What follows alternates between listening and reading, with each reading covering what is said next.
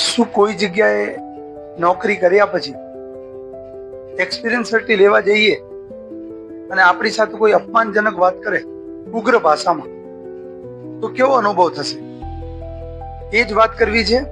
અમદાવાદના ઘાટલોડિયા વિસ્તારમાં આઈડીપી નામની સ્કૂલની અંદર 69 વર્ષના એક વૃદ્ધ શિક્ષક પોતાના કાર્ય પૂર્ણ થવા બદલ એક્સપિરિયન્સ સર્ટી લેવા માટે શાળામાં પહોંચે છે અને શાળાની 2 શિક્ષિકાઓ દ્વારા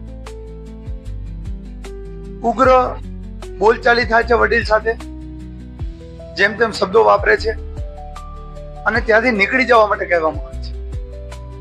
આ સમગ્ર ઘટના અમદાવાદ જિલ્લા શિક્ષણાધિકારીના ધ્યાનમાં આવે છે, વિડીયો વાયરલ થાય છે અને પછી અમદાવાદ જિલ્લા શિક્ષણાધિકારી ખૂબ જ કડક પગલાં લે છે અને બંને શિક્ષિકાઓને ફરજ મુક્ત કરવામાં આવે છે, એટલે કે સસ્પેન્ડ કરવામાં આવે છે.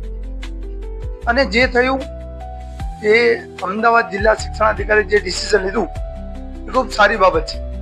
કારણ કે કોઈ પણ સંસ્થા હોય ત્યાં કોઈ પણ શિક્ષક સેવા આપતો હોય એ પોતાનું કાર્ય કરતો હોય અથવા કાર્ય પૂર્ણ કર્યું હોય, કાર્ય પૂર્ણ કર્યા અંતે જ્યારે પોતાનું અનુભવ સર્ટી એક્સપિરિયન્સ સર્ટી મેળવવા માટે જાય ને જો એની સાથે આવું વર્તન થતું હોય તો આપણે સૌએ વિચાર કરવાનો વિષય છે કે આપણે શિક્ષણ તો મેળવી રહ્યા છીએ પણ માનવતા ક્યાં છે?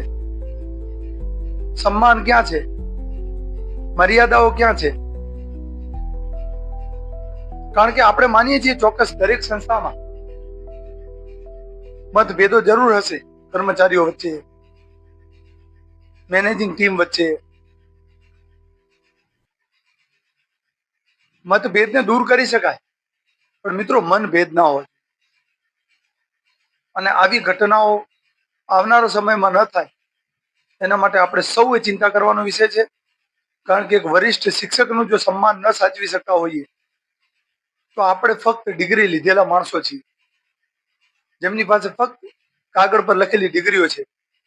આપણા વર્તનમાં વ્યવહારની અંદર શિક્ષણ કે જ્ઞાન દેખાતું નથી. સાચું શિક્ષણ તો એ જ છે જે આપણા આચરણમાં દેખાવું જોઈએ અને આપણા આચરણથી સર્વપ્રથમ માનવતા સચવાવી જોઈએ, માનવતાને નિભાવવી જોઈએ, ત્યારબાદ બીજી તમામ વાતોને મહત્વ આપવું જોઈએ.